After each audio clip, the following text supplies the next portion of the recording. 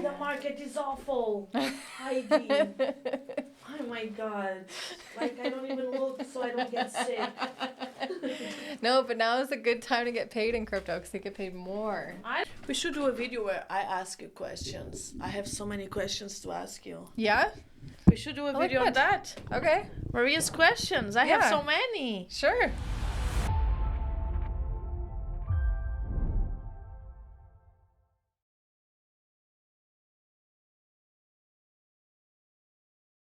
Is it true that in 8 years, Ethereum will reach 180,000?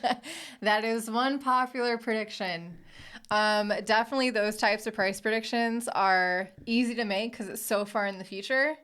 And chances are, you know, the further into the future you're making a price prediction, number one, people are going to forget that you made it. Or it's more likely to happen just from the natural evolution of cryptocurrencies and mass adoption and more investors pouring in. Most likely, I think that's definitely a possibility. A possibility, yeah. So if I understand it, which I don't, but you will help me. Ethereum has its own blockchain. Yes. But so does Polygon. In a way. And Cardano. Cardano is completely separate, yeah. So why will Ethereum reach such high levels? Because it's so good if it already has competitors that also has their own blockchain and the gas fees are way less. See? That's a great question. No, thanks. It's a great question. Okay, so yes, Ethereum has its own blockchain.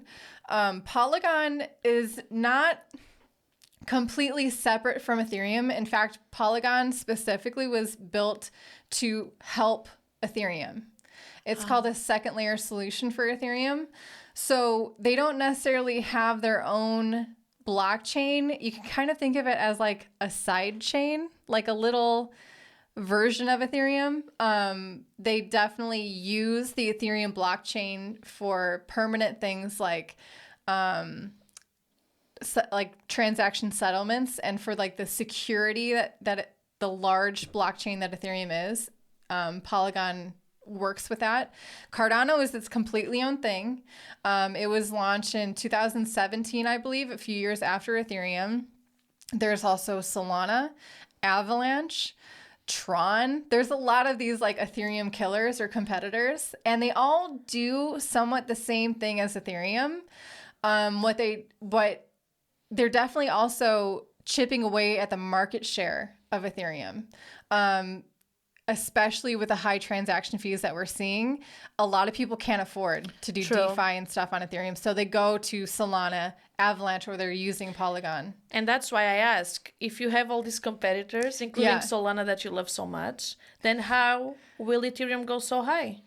At this point, for example, if you look at, it depends on how you measure the health or the popularity of a blockchain. With DeFi, that's basically smart contracts. If you look at the amount of money that's locked into the smart contracts on Ethereum, it's 10 times the amount of whoever is closest to them.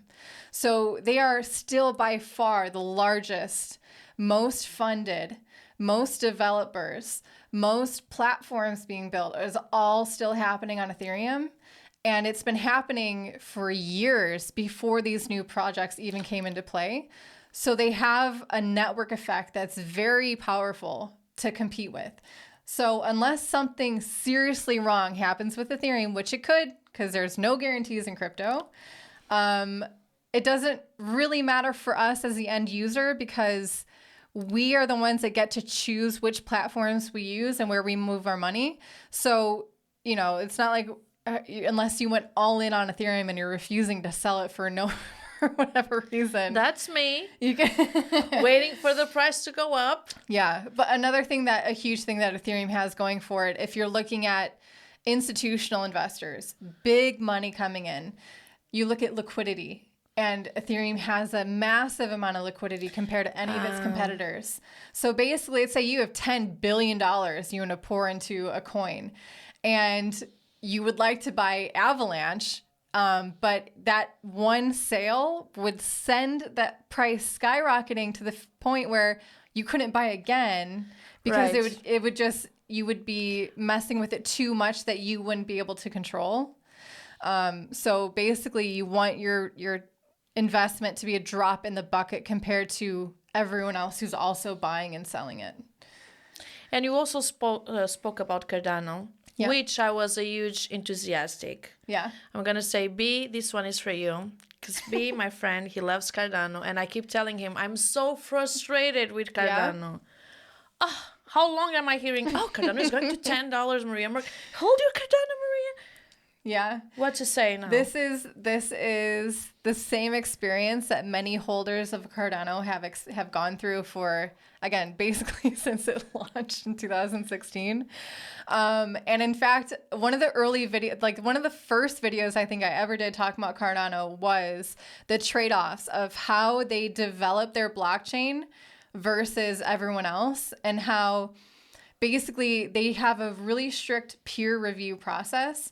So any code that gets launched officially on their blockchain, it has to go through all these check marks and checks and balances and corrections and things. So like theoretically, whatever does get published for Cardano is supposed to be rock solid code.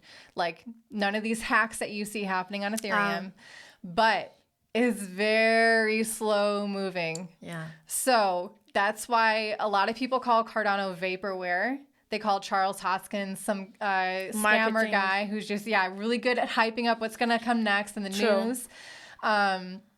But the fact remains is that their GitHub commits are through the roof. There's a lot of activity happening. It's not like he's just talking and no one's actually working on things. That's true, but in the internet, we are expecting things to move super fast, and this is slow. Exactly.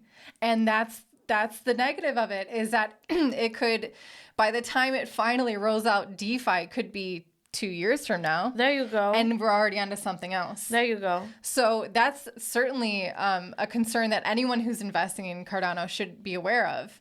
And that's why Toby and I were always saying, like, don't go all in onto any coin, because there's so many different ways to make money or to be profitable or to find success in crypto.